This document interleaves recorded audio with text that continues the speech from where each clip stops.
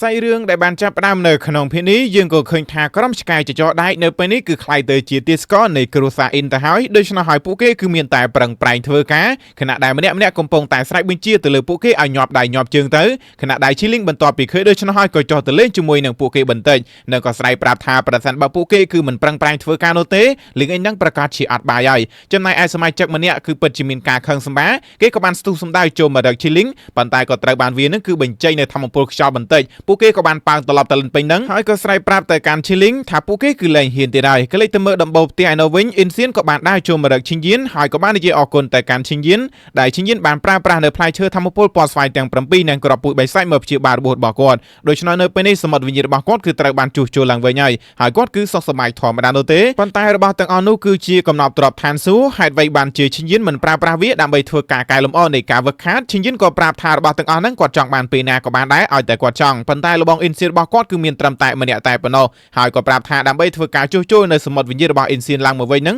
គាត់បានប្រើប្រាស់នៅក្របពូជបៃសាច់កម្រិតទី3ដូច្នោះហើយខ្លាចថានាពេលខាងមុខវាប្រកាសជារឿងនៅប្រតិកម្មតបមកវិញអញ្ចឹងហើយក៏ឲ្យបងប្រុសអ៊ីនសៀនរបស់គាត់គឺត្រូវតែចងចាំទុករាល់ពេលថ្ងៃរះឬមួយក៏ពេលព្រលឹមហ្នឹងគឺត្រូវតែធ្វើការវឹកហាត់នៅបច្ចេកទេសវិញ្ញាណភ្លើងដើម្បីកម្ចាត់នៅសារជាតិបៃសាច់រួចហើយនោះក៏សួរថាតើហ្វៃយ៉ាងម៉េចហើយអ៊ីនសៀនក៏ប្រាប់ថាហ្វៃគឺបានមើលថែម្ដាយរបស់នាងបើទោះបីជាវាគឺជាការងារដ៏លំបាកក៏ដោយប៉ុន្តែមើលទៅនាងគឺពិតជាសប្បាយចិត្តខ្លាំងមែនទែនឈិនយិនក៏នៅតែបន្តថាការពីពេលមុនក្រុមឆ្កែចចដៃនិងគ្រួសារលីនបានខົບខិតគ្នាកាន់កាប់នៅទីក្រុងនេះទាំងមូលធ្វើពួកគេទទួលបាននៅប្រាក់ចំណេញយ៉ាងច្រើនប៉ុន្តែនៅពេលនេះគ្រួសារអ៊ីនរបស់គាត់គឺជាគ្រួសារតែមួយគត់ដែលកាន់កាប់នៅទីក្រុងនេះទាំងមូលដូច្នោះប្រសិនបើនរណាម្នាក់គឺហ៊ានតែបង្កបញ្ហាជាមួយនឹងគ្រួសារអ៊ីនទីនោះពួកគេគឺអាចមើលអ៊ីនហ្វានជាគំរូបានស្របពេលអ៊ីនសៀនក៏នៅតែនិយាយអរគុណទៅកាន់ឈិនយិនក៏តបទៅវិញថាខ្ញុំគឺពិតជាចង់សុំចិត្តលបងថ្ងៃក្រោយឈប់ចិត្តល្អទៀតទៅបើទោះបីជានៅពេលនេះខ្ញុំបានសម្លាប់អ៊ីនហ្វានក៏ដោយប៉ុន្តែការជឿចាប់ដែលលបងបានរឿងទុកនោះគឺមិនអាចកាត់ចេញអំពីចិត្តរបស់ខ្ញុំបាននោះទេហើយមនុស្សដែលនៅពីក្រោយខ្នងគ្រួសារលីននិងអ៊ីនហ្វាននោះប្រកាសជាមិនបណ្ដោយឲ្យរឿងនេះកន្លងផុតទៅនោះទេ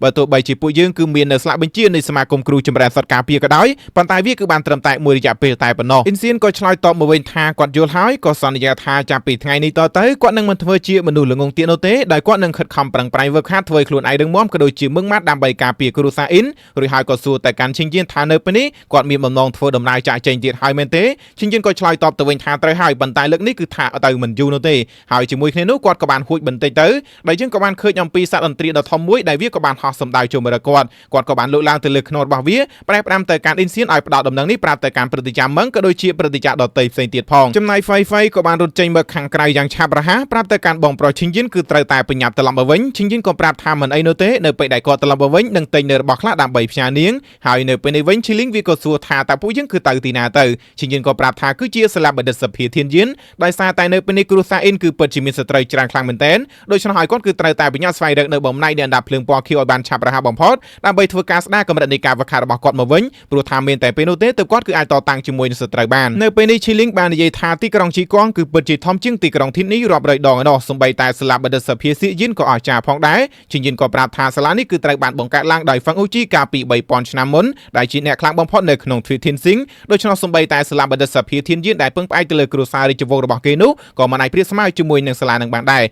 ដូច្នោះហើយពួកគេបានចាត់ទុកសាលាបណ្ឌិតសភាសៀយិនគឺជាគូប្រជែងដ៏ធំមួយបំផុតចំណែកអណ្ដាតភ្លើងពណ៌ខៀវក៏និយាយថាប្រសិនបើហ្វាំងអ៊ូជីគឺហ៊ានតែបង្ហាញខ្លួននោះវានឹងធ្វើហ្វាំងអ៊ូជីសុំចុះចាញ់វាតែម្ដងឈិនយិនក៏សួរថាតើវាគឺអាចយល់ដឹងអំពីរាងកាយសំខាន់របស់វាបានដែរឬអត់វាក៏ប្រើប្រាស់នៅការរុករកបន្តិចហើយក៏ឃើញថារាងកាយសំខាន់របស់វាគឺពិតជានៅទីនេះហើយវាគឺនៅខាងក្រោមដីឈិនយិនលើហើយក៏បានគិតបន្តិចវាក៏បានបន្តថាប្រសិនបើវាគឺអាចទៅមុខបានបន្តិចទៀតនោះវាប្រកាសជាអាចដឹងអំពីទីតាំងពិតប្រាកដនៃរាងកាយសំខាន់របស់វាដូច្នោះឈិនយិនក៏ប្រាប់ថាគឺត្រូវតែរកវិធីដើម្បីចូលទៅក្នុងសាលានេះឈីលីងក៏ប្រាប់ថាគ្មានអ្វីពិបាកនោះទេគ្រាន់តែអ្នកយាមទ្វារពីរនាក់ឈិនយិនចាត់ការម្នាក់ហើយវាចាត់ការម្នាក់ទៅរួចហើយក៏ស្រែកថាប្រយុទ្ធប៉ុន្តែឈិនយិនក៏បានចាប់វាជាប់ប្រាប់ថាអ្នកយាមទ្វារទាំងអស់នោះយ៉ាងហើយណាស់ក៏នៅដំណាក់កាលទី1នៃអាណាចក្រប្រជាឬមួយក៏កម្រិតទី2ដែរចំណែកគ្រូបង្រៀនទាំងអស់នោះវិញយ៉ាងហើយណាស់ក៏នៅដំណាក់កាលទី4នៃកម្រិតទី2ឬមួយក៏អាចខ្ពស់ជាងនេះទៅទៀតលើដូច្នោះហើយឈីលីងវាគឺបានត្រឹមតែរូដោយសារតែពួកគេគឺនៅដំណាក់កាលទី1នៃកម្រិតទី2មកតែបែរជាសុកចិត្តមកឈើយាមទ្វារក្នុងពេលនោះក៏ស្រាប់តែបរិមម្នាក់ក៏បានដើរចេញមកពីខាងក្នុងគេក៏បានកហែមបន្តិចនោះកូនចៅទាំងពីរនោះក៏ចាប់ផ្ដើមរៀបចំក៏ដូចជាចាត់ចែងតែម្ដងដោយមានទាំងតុមានទាំងកៅអីជាហូរជាហែឃើញដូច្នោះហើយមនុស្សម្នាជាច្រើនពួកគេក៏នាំគ្នាដើរសម្ដៅទៅកាន់ទីនោះចំណែកឈិនយិនក៏បាននិយាយថានៅពេលនេះដំណោះស្រាយរបស់ពួកយើងគឺមានហើយចំណែកនៅពេលនេះវិញបរិមម្នាក់ក៏បាននិយាយថាការចូលរៀនអំពីថ្នាក់ទេពកោសល្យនៅក្នុងឆ្នាំនេះគឺកាន់តែតឹងរ៉ឹងហើ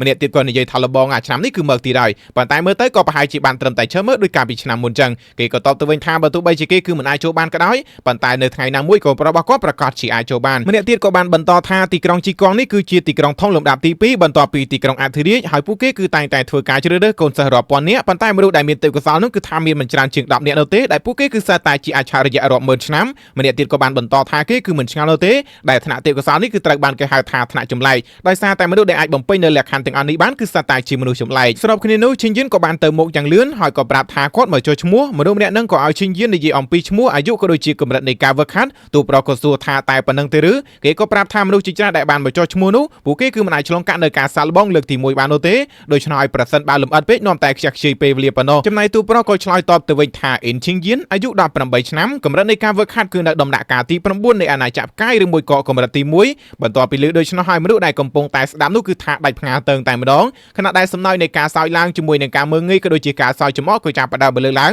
ងព្រោះថាទូប្រយើងគឺនៅត្រឹមតែកម្រិតប៉ុណ្ណឹងសម្បីតែការចុះឈ្មោះធ្វើជាសិស្សធម្មតាហ្នឹងក៏មិនបានដែរដូច្នោះហើយគាត់និយាយថាមើលទៅទូប្រយើងគឺពិតជាធុញទ្រាន់នៅក្នុងជីវិតហើយចំណែកឈិនយិនគឺមិនខ្វល់ជាមួយនឹងពាក្យសម្ដីរបស់ពួកគេនោះទេហើយមនុស្សដែលបានចុះឈ្មោះគាត់នោះក៏ស្រាប់តែបានក្រោកឡើងហើយក៏ឲ្យឈិនយិនដើរទៅតាមគេដោយឡែកចំពោះអ្នកយាមទ្វារទាំងពីរវិញក៏បាននិយាយអំពីឈិនយិនដែរដោយបាននិយាយថាមើលទៅឈិនយិនយើងគឺចង់មកសាកកម្លាំងទៀតហើយម្នាក់ទៀតក៏បានបន្តថាជាធម្មតានោះទេចំណូលថ្មីគឺតែងតែមកអេងក្អាងជារៀងរាល់ឆ្នាំនឹងឯងហើយក៏តែងតែត្រូវបានគេវាយឲ្យទូសាច់ជារៀងរាល់ឆ្នាំផងដែរនៅពេលនេះមនុស្សដែលបានចុះឈ្មោះឲ្យឈិនយិននឹងគេក៏បានប្រាប់ថានេះគឺជាសត្វសេកមុខពីរដែលវាគឺជាអ្នកនាំសារដូច្នោះហើយក៏ឲ្យឈិនយិនគឺប្រែផ្ដាំទៅកាន់គ្រួសាររបស់គាត់ឲ្យហើយទៅប្រសិនបើគាត់គឺមានពាក្យណាចង់និយាយចឹងណាចំណែកឈិនយិនក៏តបទៅវិញថាសេចក្តីល្អមួយនេះគាត់មិនដឹងថាគួរតែអរគុណឬអត់នោះទេចំណែកអាប៉ែនឹងក៏នៅតែតបទៅវិញថានេះគឺជាសេចក្តីមេត្តារបស់គេចុងក្រោយហើយប្រសិនបើឈិនយិនគឺមិនទទួលយកនោះទេនោះគាត់កុំស្ដាយក្រោយអសោះហើយក៏ប្រាប់ទៀតថានៅពេលនេះឲ្យឈិនយិនចាត់ការទៅប្រសិនបើទូប្រុសគឺអាចយកឈ្នះទៅលើគាត់បាននោះឈិនយិនយើងប្រកាសជាអាចចូលរៀននៅក្នុងសាលានេះបានហើយអ្នកទាំងពីរនៅពេលនេះហាក់បីដូចជាជ្រេញខ្លាំងមែនទែនគេក៏នៅតែនិយាយតែកាន់ទូប្រុសយើងឲ្យចាត់ការទៅដូច្នោះហើយស្របគ្នាក៏ស្រាប់តែមួយកណ្ដាប់ដៃចំកញ្ចក់មាត់តែម្ដងវាក៏បានធ្វើអាប៉ែនឹងគឺប៉ាំងត្រឡប់ទៅលិនពេញនឹងតែម្ដងលើពីនេះទៅទៀតក៏បានបាក់អស់ទ្គាមួយទៀតដែរគេក៏បាននិយាយទៅកាន់ឈិនយិនថាគាត់បានលួចវាប្រហារគេប៉ុន្តែទូប្រុសក៏តបទៅវិញថាគេនឹងគឺយឺតខ្លាំងពេកដូច្នោះហើយគឺមិនអាចបន្ទោសគាត់បាននោះទេចំណែកអាប៉ែនឹងក៏នៅតែបញ្ចេញនៅកម្លាំងធម្មពលប្រាប់ថាលើកនេះគឺត្រូវតែបញ្ជូនទូប្រុសយើងឲ្យត្រឡប់ទៅផ្ទះវិញហើយគេក៏បានប្រើប្រាស់នៅបច្ចេកទេសម្យ៉ាងចាប់ផ្ដើមប្រតិសិនជំវិញឈិនយិនប៉ុន្តែទូប្រុសហាក់បីដូចជាមិនខ្វល់នោះទេអ្នកយាមទ្វារទាំងពីរនៅវិញក៏ចាប់ផ្ដើមនិយាយបន្តដោយគេបាននិយាយថាលោកគ្រូហ៊ូគឺលេងមែនទែនហើយបន្តិចទៀតពួកគេប្រហែលជាត្រូវរវល់ប្រមូលសាកសពទៀតផងហើយខណៈដែលអាប៉ែហ៊ូនឹងក៏នៅតែនិយាយទៅកាន់ឈិនយិនថាគេគឺតែងតែផ្ដោតតម្លៃឲ្យគ្រូបង្រៀនដូច្នោះហើយគេនឹងសម្រាប់ទូប្រុសយើងឲ្យបានលឿនបំផុតឈិនយិនក៏តបទៅវិញថាអញ្ចឹងគេក៏បានសួរទៅកាន់ឈិនយិនថាយ៉ាងម៉េចមើលមិនឃើញអំពីបច្ចេកទេសរបស់គេមែនទេប៉ុន្តែស្របគ្នាក៏ស្រាប់តែឈិនយិនគឺបានរត់ទៅពីក្រោយហើយក៏ប្រើប្រាស់កណ្ដាប់ដៃជាមួយនឹងកម្លាំងវាទៅលើអាប៉ែនឹងមួយដៃទៀតទៅធ្វើគេក៏បានប៉ាំងខ្ទប់ជាមួយនឹងទ្វារឈិនយិនក៏នៅតែដើរចូលទៅនិយាយថាលោកម្ចាស់ហ៊ូគឺពិតជាចិត្តល្អពេកហើយជួយបើកទ្វារខ្ញុំទៀតចំណែកលោកម្ចាស់ហ៊ូនៅពេលនេះគឺសុំសម្លាប់សិនហើយអ្នកយាមទ្វារទាំងពីរនៅវិញក៏មិននៅដែរដោយសារតែទូប្រុសយើងគឺពិតជាចម្លែកប៉ុន្តែឈីលីងក៏បានទៅខាត់វានិយាយថាកូនណាប្រសិនបើពួកឯងរត់ទៀតនោះតើមាននរណាម្នាក់គឺនាំផ្លូវពួកយើងចូលទៅខាងក្នុងទៅដូច្នោះហើយក៏ឲ្យពួកគេទៅគ្រាលោកម្ចាស់ហ៊ូរបស់ពួកគេឡើងហើយបន្ទាប់មកឈិនយិនគាត់ក៏បានដើរចូលទៅនិងក៏ចាប់គ្រាមនុស្សម្នាក់នឹងឡើងហើយខណៈដែលមនុស្សម្នាក់នឹងក៏នាំឈិនយិនចូលទៅខាងក្នុងទៅបន្ទាប់ពីអ្នកទាំងពីរបានចូលទៅខាងក្នុងនោះមនុស្សម្នាជាច្រើនក៏ចាប់ផ្ដើមនិយាយអំពីទូប្រុសបន្តទៀតប៉ុន្តែលើកនេះគឺនាំគ្នាសរសើរអំពីទូប្រុសយើងវិញម្ដងដោយពួកគេគឺពិតជានឹកស្មានមកដល់នោះទេថាឈិនយិនគឺពិតជាអស្ចារ្យបែបនេះ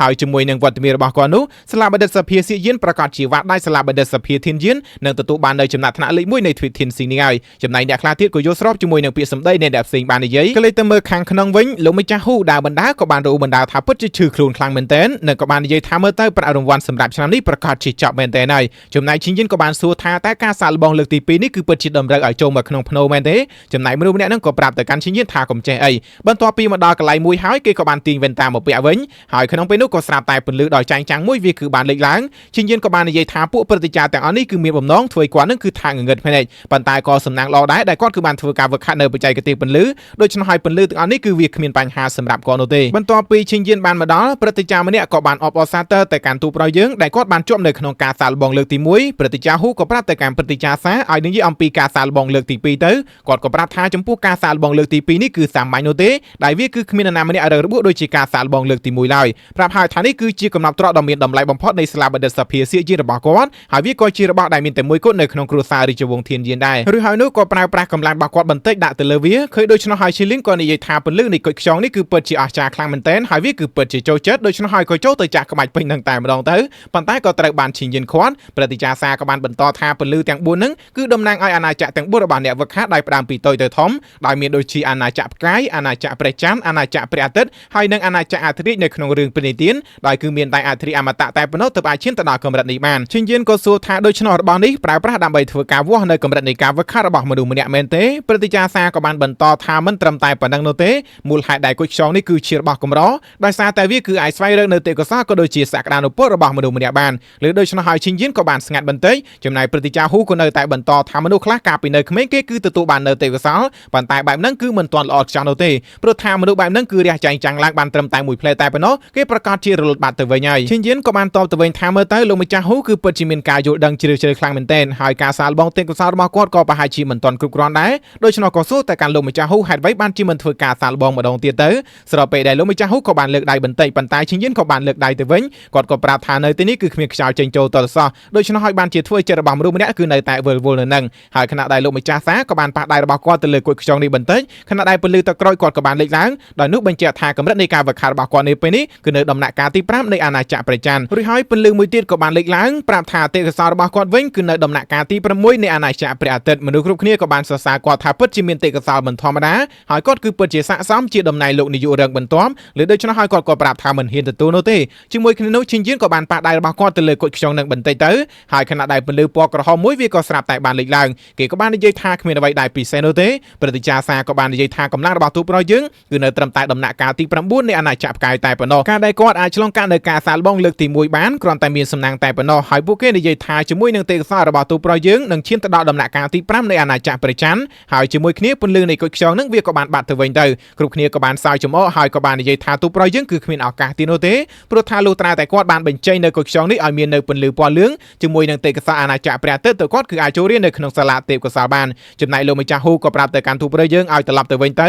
ព្រោះថាជាមួយនឹងកម្រិតនៃការវឹកហាត់របស់គាត់នាពេលបច្ចុប្បន្ននេះសូម្បីតែអ្នកដឹកអាហារនឹងក៏មិនស័ក្តិសមដែររួចហើយនោះពួកគេក៏នាំគ្នាចាក់ចេញទៅដោយសារតែគិតថាវាគ្មានប្រយោជន៍នោះទេជាមួយគ្នានោះក៏ស្រាប់តែពន្លឺពណ៌លឿងដោយចែងចាំងអំពីគុជខ្យងនឹងក៏ស្រាប់តែបានលេចឡើងធ្វើឲ្យម្នាក់ក៏ស្រាប់តែបានបែរមកវិញជាមួយនឹងការភ្ញាក់ផ្អើលនិយាយថាមិននឹងអាចទៅរួចទៅដោយសារតែនេះគឺជាទេពកោសល្យថ្នាក់ទី9នៃអាណាចក្រព្រះអាទិត្យហើយចំណែកលោកម្ចាស់ហ៊ូក៏នៅតែនិយាយថាមើលទៅទូប្រុសយើងប្រកាសជាបានកែប្រែនៅគុជខ្យងនោះហើយដូច្នោះហើយឈីលៀងក៏បានប្រាប់ទៅកាន់វាឲ្យវាគឺបើកភ្នែកមើលឲ្យបានច្បាស់ទៅថាតើលោកម្ចាស់របស់វាគឺមាននៅទេពកោសល្យប៉ុណ្ណាក្នុងពេលនោះក៏ស្រាប់តែពន្លឺពណ៌បៃតងគឺបានលេចឡើងម្នាក់ក៏បានបើកភ្នែកធំម្ដងទៀតព្រឹទ្ធាចារ្យម្នាក់ទៀតក៏និយាយថាតែគាត់កំពុងតែដេកយល់សប្តិមែនទេដូច្នោះហើយឈីលៀងក៏បានដាក់គាត់មួយជើងគាត់ក៏ប្រាប់ថាពិតជាឈឺណាស់ដូច្នោះហើយនេះគឺជាការពិតមិនបានដេកយល់សប្តិនោះទេស្របពេលដែលព្រឹទ្ធាចារ្យហ៊ូក៏ប្រាប់ថាគេមិនជឿនោះទេព្រោះថាមនុស្សដែលមានទេពកោសល្យស្ថិតនៅក្នុងអាណាចក្រអធិរាជនេះគឺបានបាត់បង់អរិយៈពេល500ឆ្នាំមកហើយនៅក្នុងសាលារបស់គេចំណែកអ្នកខ្លះទៀតក៏ប្រាប់ថាកុំថាឡើយនៅក្នុងសាលាសម្បីតែគ្រួសាររាជវង្សធានយានទាំងមូលនឹងក៏មិនមានដែរហើយនៅពេលនេះពន្លឺពណ៌បៃតងចំនួន9ខ្សែនឹងក៏បានលេចឡើងពួកគេក៏បានដឹងយ៉ាងច្បាស់ហើយថានោះគឺជាកម្រិតកម្ពូលទៅហើយចំណែកព្រឹទ្ធាចារ្យម្នាក់ក៏និយាយថានាយកសាលាគឺជាអ្នកដាក់គុជខ្យងនៅកន្លែងនេះដោយផ្ទាល់ប្រសិនបើមាននរណាម្នាក់រំកិលវាចាក់ចេញវានឹងបញ្ចេញនៅពន្លឺមរណៈហើយសម្លាប់មនុស្សម្នាក់នោះភ្លាមដូច្នោះហើយគាត់ក៏ជឿទៅលើទេពកោសល្យរបស់ឈិនយាន